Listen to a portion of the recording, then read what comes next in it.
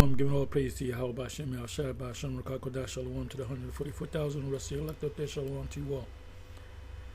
And I'm going to entitle this video, Chat GPT admits that Isaiah 61 verse 5 is talking about slavery for the other nations. And you know who's number one on the list. That's why if you notice, they've been talking about, I believe Trump said it in, Michaels or whatever. She was on CNN, big controversy, a Trump supporter. I don't know that much about it. She said slavery wasn't all that bad. Well, that's good. So, because when you experience it, you can say, well, it ain't all that bad. They went through it, we can go through it too. And pretty much they're copping a plea. They're downplaying hardcore slavery, the transatlantic slave trade, because something in their mind, back of their mind, or they're watching the videos, they know that they may be going into slavery, which they are going to go into slavery. So anyway, I can bring out a bunch of scriptures right off the top of my head dealing with captivity, which these Christians will say, oh, that's not talking about that. Like, for example, Isaiah chapter 14, verse 1 and 2. Oh, that's not talking about now. That happened when Israelites, the Babylonians, they put the Babylonians in slavery. No, they did not. It was the Medo-Persian Empire that took over the Neo-Babylonian Empire through a surgical strike, killed the king under the orders of Darius the Great of the Medes, because it was the first rulers were Medes. And he put out the decree to, take out the king and his lords because they were drunk. They had liquor in them, and they were eating good. They were eating the king's food. So he went in there and did what's called a surgical strike. Didn't have to, go through any. He didn't have to lose any men. It wasn't a full scale war. Walls wasn't knocked down. He went in there, did a surgical strike, and overnight, the kingdom went from rulership of the king of Babylon to him being dead to now the Medo-Persian Empire, which came to be known as the Medo-Persian Empire. So that's what happened. Secular history tell you that, and that's also in Daniel. I believe it's in Daniel 5. And it was the writing, the famous writing. The writing is on the wall, mene, mene, tekel. When you read that, the Most High showed. Matter of fact, let me go to that real quick. But anyway, when the Babylonians were taken over by the Medo-Persian Empire, the Israelites did not enslave the Babylonians. Now you had a Babylonian citizenship that were under Jake, because we had high officers like Daniel, the three Hebrew boys, as they say, that they got offices. Daniel became a president during the Mede Empire, and Zerubbabel was governor of Judah. So they were over us, but we had power. But we did not enslave the Babylonians as a race of people. We just, okay, now Babylonians, you are this. No, that didn't happen. So when you go back to Isaiah 14, 1 and 2, it's referring to what's getting ready to happen now. How do we know that? When you go to the first verse of Isaiah 14, which is the first verse 1, it mentions Judah, then it mentions Jacob, then it mentions Israel, because Israel and Judah is going to have to come together. There's no record of them ever coming together. They're coming together right before your eyes. Psalms 50 and 16. You can read a couple of verses down. So anyway, let's go ahead and read this. The key, what I want is down here, but I'm going to read some of this. So I wrote, the first thing I did was I typed in, when did Isaiah 61 verse 1 come to pass? And it did say, it directed me to Luke in the New Testament, chapter 4, verse, I believe it was 16 to 21 or something like that. I believe it was the 16th verse, where he opened up the book and he closed the book, opened up the scroll, closed the scroll, and said, "This today, this have been fulfilled." So Isaiah 61:1 is referring to when the Lord came on the scene. So if you can go to the chat, you type in, when did Isaiah 61 verse 1 come to pass? It will tell you, give you references that definitely came to pass in Luke chapter 4. So if Isaiah 61:1 came to pass, my question is, and here you see it, when did Isaiah 61 verse 5 come to pass? So let's see what they say. I'm not going to make this too long.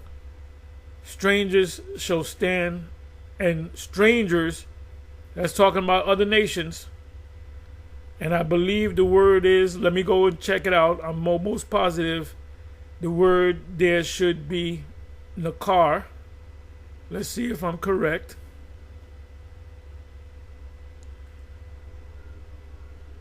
Let's see if I'm correct. I want to fact check it.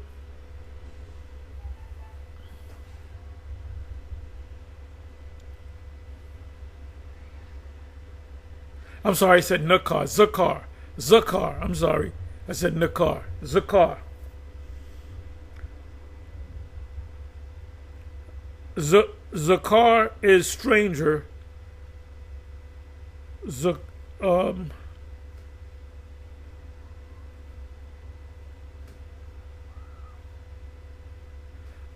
I'm sorry. Wait a minute.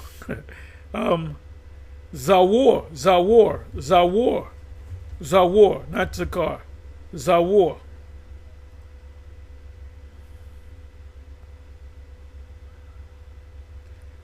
So let's see what it means. Zor or Zawar. Now in the interlinear, you see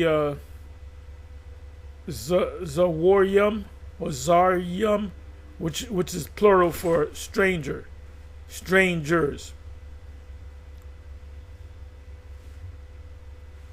It says stranger, strange, estranged, stranger, another strange woman, gone away, fanners, another place.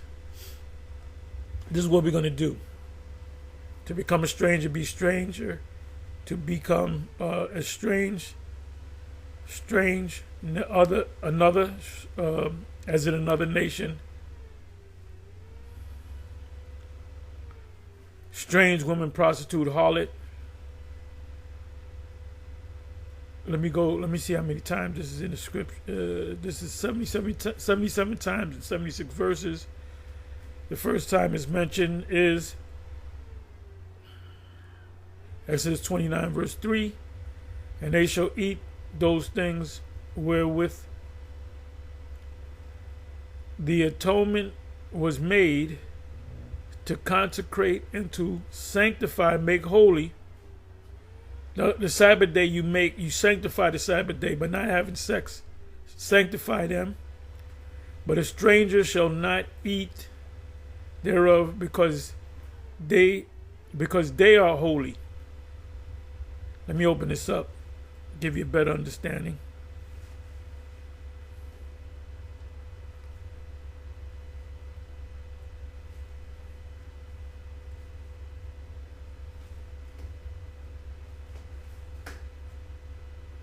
Food of the priest.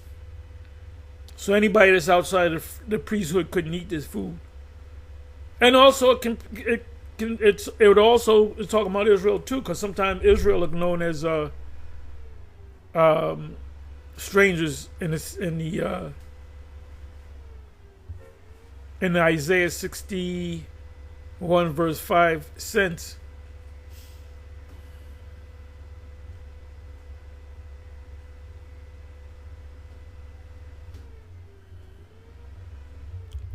Give me a second here.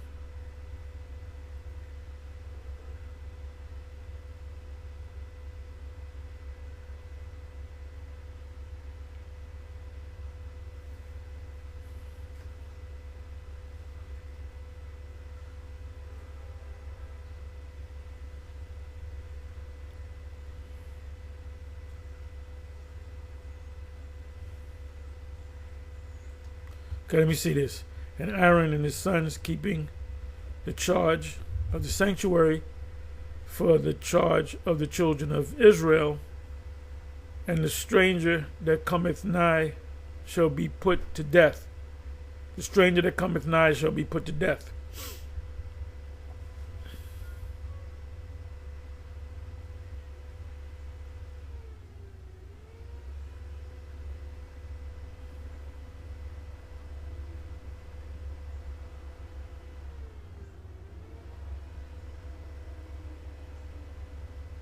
My breath is strange to my wife, though I entreated for the children's sake of mine own body.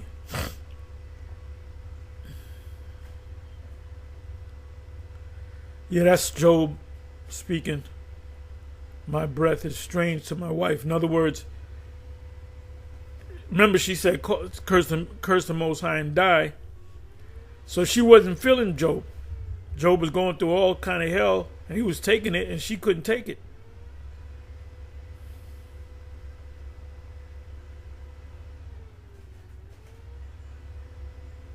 I am become a stranger unto my brethren, and an alien unto my mother's children.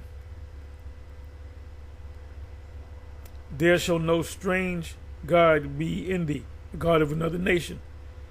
So now let's come on back.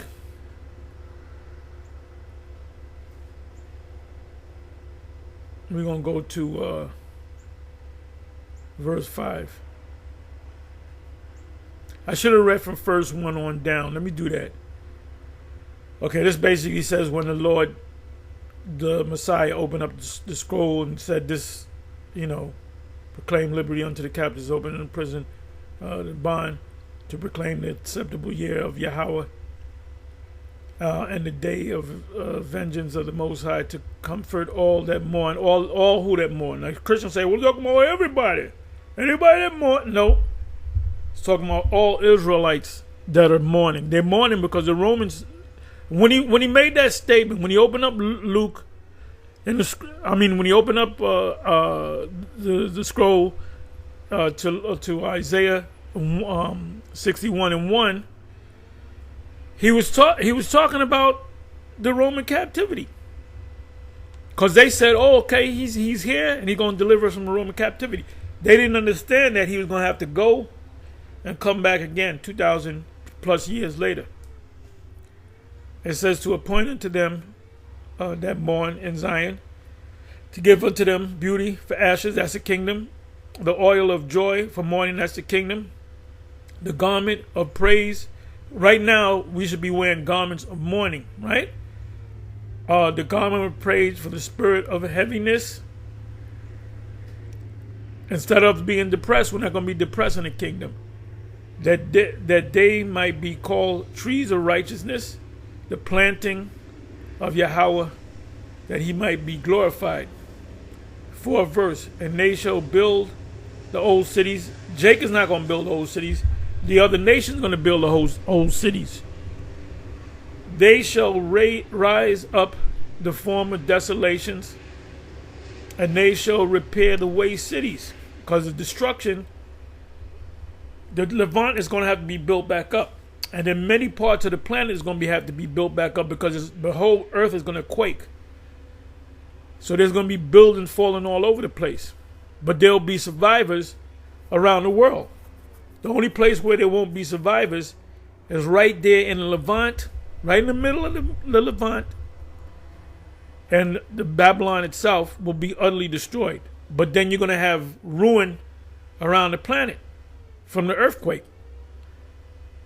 And the buildings are going to have to be built back up. Who you think going to do the building? Our slaves. Repair the waste cities. That's after the destruction, the desolation of many generations. Many generations meaning they've been building buildings, houses and buildings for many generations, and all that's going to be wasted. And strangers, these are the other nations. It's not talking about Esau specifically, but first on the list is Esau, right? He the first one on the list. The first one that's going to go into hardcore slavery is the super rich, the elite. the illuminated ones. And now that's why they're talking, well, slavery wasn't so bad, and only 2% of the white man had actual slaves, and it wasn't all that bad. And plus, we were good with you. And they were good slave masters. And no, we never really whipped you. And you got the aboriginists, however you say it, abolitionists, abolitionists. They were white people, and they died trying to save you. Remember John Brown? Okay, that's all good. That's all good. But guess what? The rest of you still going to have to go into captivity. Well, the Italians, if you're an Edomite, you're going to slavery based upon what your forefathers did. Your line goes back to Esau. You're going into captivity. 4th verse again. And they shall build the old cities. They shall rise up the former desolations, and they shall repair the waste cities, the desolations of many generations, and strangers shall stand and feed your flocks. That's just one of the things you're going to do. And those strangers are other nations. And the chat is going to admit it. It says, in strangers. This is a future prophecy. It's getting ready to happen in our lifetime. Inside of months. So get your mind set for going into hardcore slavery. Get your mind set for Babylon being utterly destroyed. Get your mind state set for this earth rocking back and forth. Get your mind state set for cannibalism. And I went through that in 2nd Ezra 15 yesterday. And strangers, the other nations, number one on the list. All you got to do is go to Psalms 83. Who's the number one slave on the list? Number one enemy, Esau. So stand and feed your flocks. What does that mean? What is a plantation? A plantation, another word for plantation, is a farm. You grew cotton. You raised cattle. A big thing was cotton. That's how a lot of these Southerners became rich over cotton, the textile industry, to make clothes. And you had the slaves. They would have pricks. And they would get their hands pricked, and they would pick that cotton, separate it. And Jake came up with the cotton gin. It says, and strangers shall stand and feed your flock, meaning they're going to be working out in the field. And they're going to do anything that we tell them to do. We're going to tell the slaves to build up the walls, build up the houses. We're not going to do it. And we got spiritual power just to make things happen, but we're not going to do it. The fun part is watching you do it. And the sons of the aliens, other nations, shall be your plowmen and your vine dressers. But ye, the Israelites, the blessed ones, shall be named the priests of Yahweh. So wait a minute. What is that talking about? Because all the tribes were not known as priests. They said in the future kingdom, they shall all be priests. That's in Exodus. Exodus 19 and 6. I always get Leviticus and Exodus mixed up. Exodus 19 and 6. And Revelation 5 tells you that we're going to be priests. So when will all the tribes become priests? In the kingdom. 6th verse again. But ye shall be named the priests of. Meanwhile, you got the strangers, the other nations, feeding the flocks, plowing, working in the field, building. But we're going to be priests. Priests of the Yahweh. Men shall call you the ministers of the Most High, the middlemen between the Most High, which are all the tribes. Ye shall eat the riches of the Gentiles. What does that mean? You shall eat the riches of the Gentiles. Whatever they had, we taking. We taking it all. They're gonna be bare. They're gonna be bare. They're gonna be the level of a peasant, a slave, a field worker. And in their glory, in other words, them building stuff up and planting vineyards and tending your flocks. That's a wonderful thing that they're going to do. They're doing it, but guess what? We're going to get the benefit from it. And in their glory shall ye boast yourselves. For your shame ye shall have double, and for confusion they shall rejoice in their portion. We're going to rejoice in our portion. Therefore, in their land they shall possess the double. Everlasting joy, the kingdom, everlasting joy shall be unto them. Now you can read this, the rest of this chapter, but I'm just going to stop here. But the key thing is the fifth verse, and it's plain. It's clear. It's clear as day. If it's talking about ye shall be named the priests of the Lord. That's going to happen in the kingdom. So now let's go to the chat.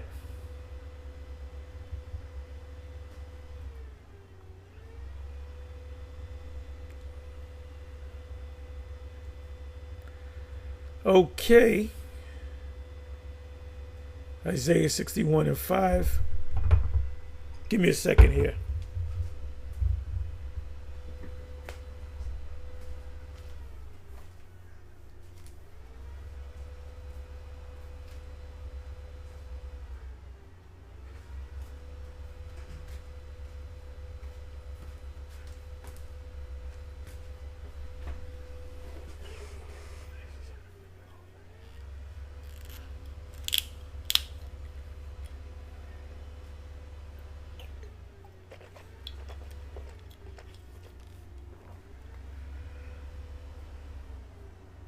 Okay.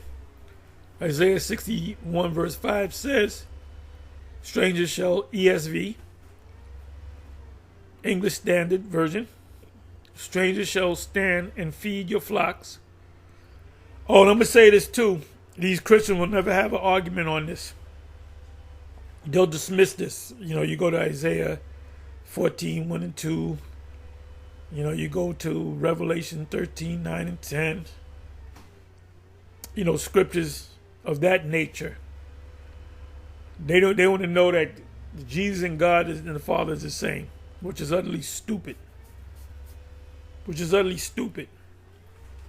Oh, the New Testament and the Old Testament, the Lord, he loved the Gentiles.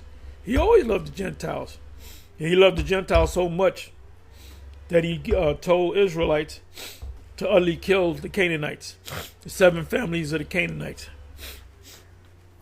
He said, kill their babies, kill their mothers, kill their fathers, kill their daughters, kill their sons. Don't even take their gold and silver. Don't even take their riches. Just kill them. So where's the love? Roberta Flack, Donnie Hathaway, where is the love? Where is the love? There was no love. No love. So all of a sudden the Most High always had love for the Most High never had love for the Gentiles. Gentiles was placed on the earth to serve us.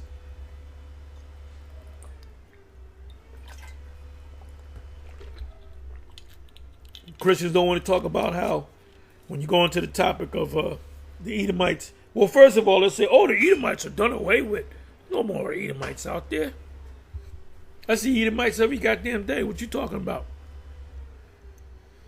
So it says here, strangers shall stand and feed your flocks, and foreigners shall be your plowmen and wine dressers.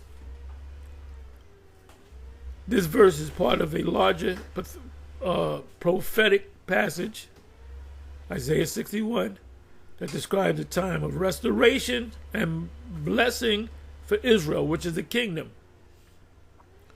It has been interpreted in different ways depending on theological, historical, and that's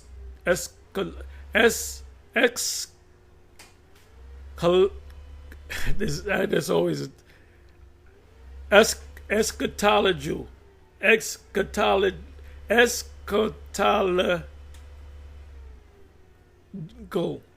Eschatological. Eschatological. I've got it. I got it. Perspectives. Possible fulfillment of interpretation of history. One, history fulfillment. Post-exile period. Some scholars believe Isaiah 61, including verse 5, refers to the return from Babylon, the exile. Yeah, well, if you want to talk about the daughter Babylon, yes. 6th century BCE. Nope, that's not what it's talking about. That's why we don't recognize you scholars. After the Jews returned to their land, they experienced some degree of restoration, and there were likely foreigners, non-Israelites, who worked under or alongside them in our agriculture or building. No, they're not going to work alongside us. They're going to be working for us. Efforts, pros, fit the context of restoration. So in the kingdom, we're going to be building, and Esau's going to help us. The other nation going to work. We're going to be working with them. No. We ain't going to be doing shit. We're going to be in our royal state. A kingdom of priests. Cons. The full scope of Isaiah 61, especially verses like 1 to 3, referenced by the Most High, Yahushai, and Luke 4 seems to point to a more profound spiritual future fulfillment. There it goes. It really goes deeper than that. The first 4 verses is talking about Yahushai. Luke 4. 5th verse goes into something deeper. So, was verse 5 fulfilled? No, it was not. Seems to point to a more profound spiritual or future fulfillment than just a national restoration. Right, it's going to be talking about the kingdom.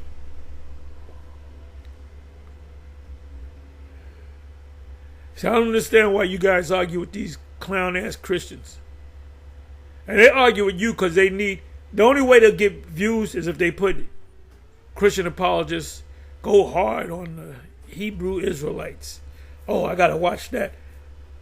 You got a handful of Christians that are called so-called apologists, and then you got the rest of them that don't know nothing about the scriptures.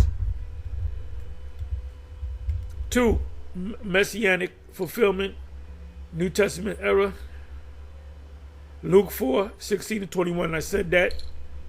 The Messiah reads from Isaiah 61, verse 1 and 2, and says, "Today this scripture has been fulfilled in your hearing."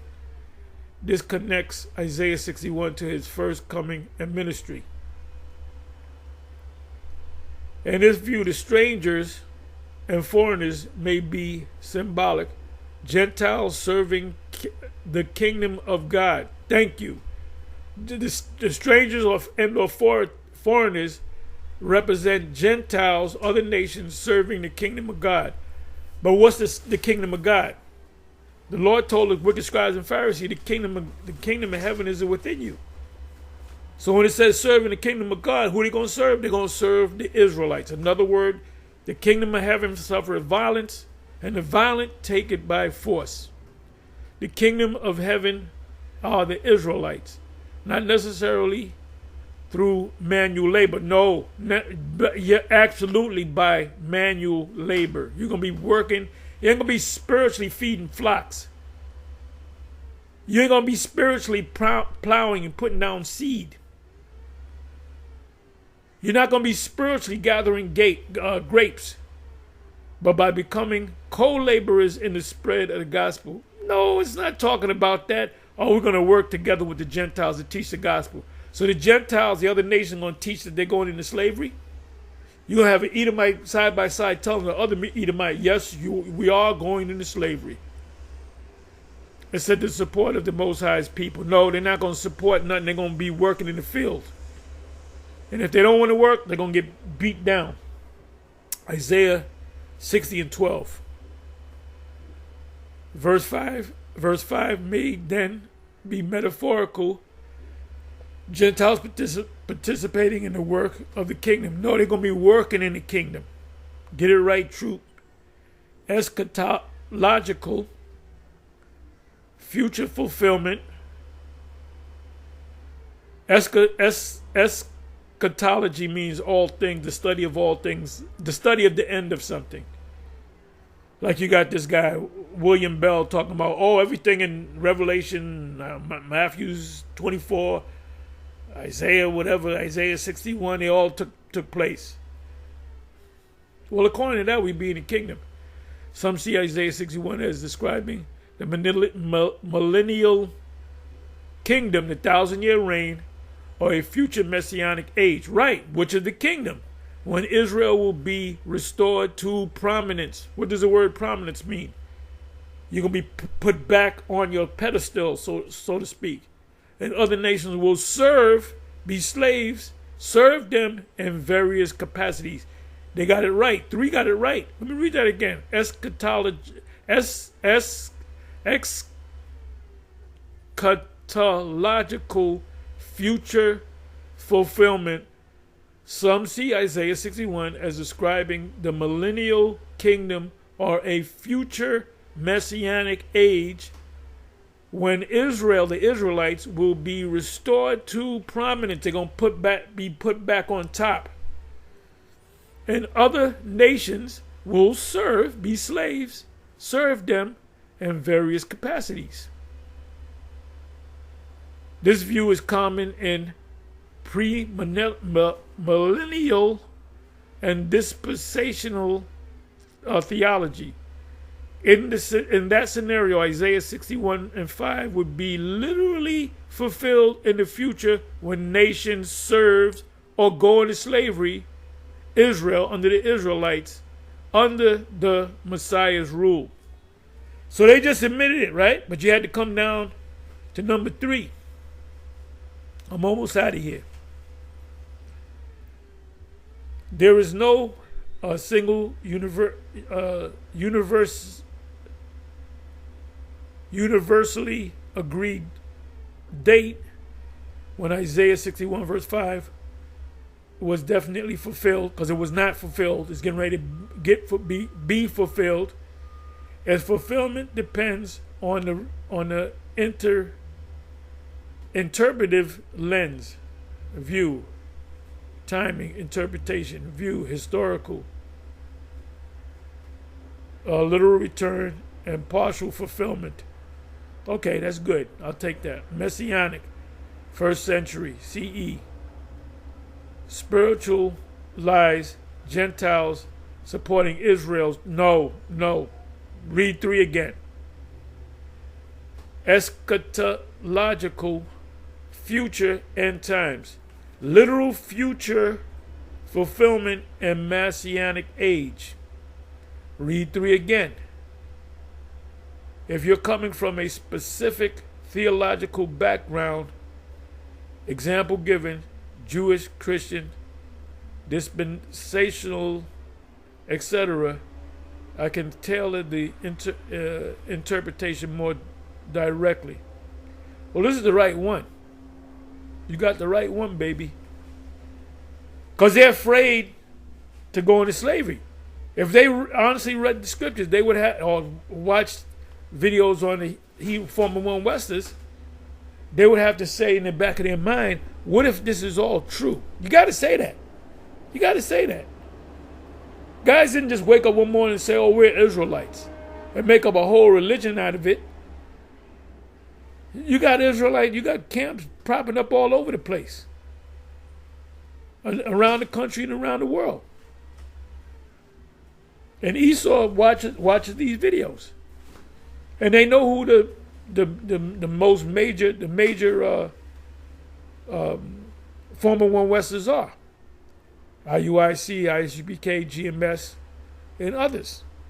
They'll mention the chat mentions GMS Israelites, and they'll compare the GMS Israelites to, IUIC, or IUIC doesn't have the same viewpoint on GMS. You know, because I did many videos, a handful of videos so far, using the chat.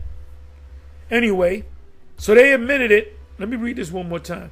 Eschatological future fulfillment. Some see Isaiah 61 as describing the millennial kingdom, which we're not in the millennial kingdom as of yet, or a future messianic age, which is the millennial kingdom, when Israel or the Israelites will be restored to prominence. I'm going to look that word up. Prominence. Let me go ahead and do it now. Prominence. You were once in a prominent position. You got knocked off of the prominent position. Then you're going to be put back up on that prominent position, right? And other nations will serve them in various capacities. So let's look up the word prominence.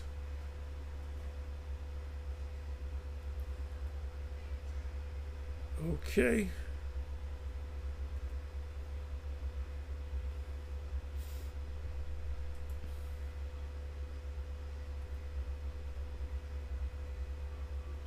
Meaning.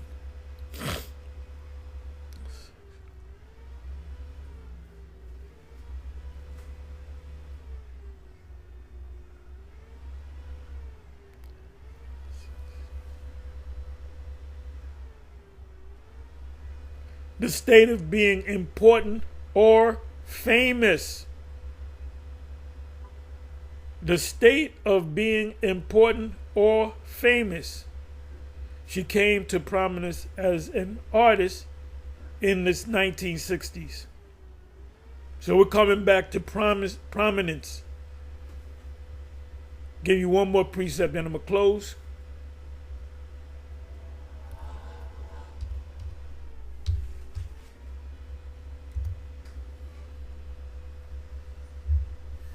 You can actually read all this whole list. It talks about the fame of Jake. Joseph became famous. Not going to read all of them. Joshua became famous for killing people.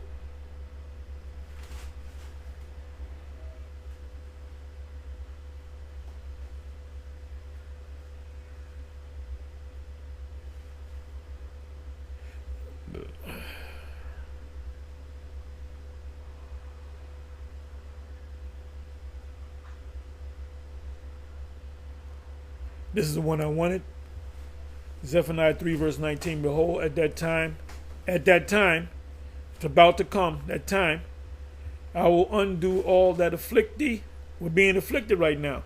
Hey, Trump, Nero's putting heavy afflictions on only the Israelites. Only the Israelites. He started with the northern kingdom, now he's messing with the southern kingdom.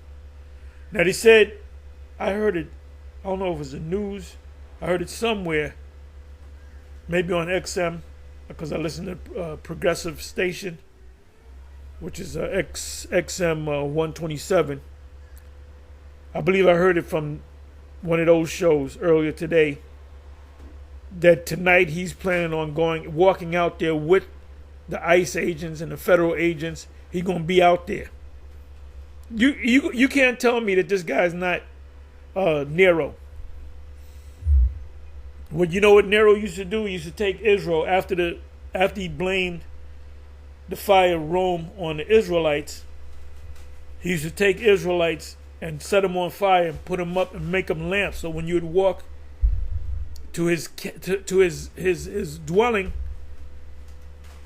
there was light for you to see, and there were jakes being burnt. He's a sadistic, demon. And he's gonna really get in the kingdom. We're gonna rent him out. He's gonna get rented out. There's gonna be a long line to rent that devil out. Behold, at that time I will undo all that afflict thee. We being heavily afflicted now, coming in the time of Jacob's trouble. We're coming into 2nd Ezra 15, 2nd Ezra 16, right? And I will save her that halteth. And we're going to be saved. And gather her that was driven out. We were driven out as a nation all over the planet. and I will get them, the Israelites, praise and fame in every land where they have been put to shame in. So that's the millennial reign. So, in closing, Chat does admit that right here that they're not gonna work side by side with us. We ain't gonna be building nothing. They're gonna be doing all the work, and we're gonna enjoy ourselves, and we're gonna be kicking their asses too. So you Christians keep coming, and you're gonna keep going home with your proverbial tail between your legs. Anyway, with that, I'm gonna say shalom on to the next shalom.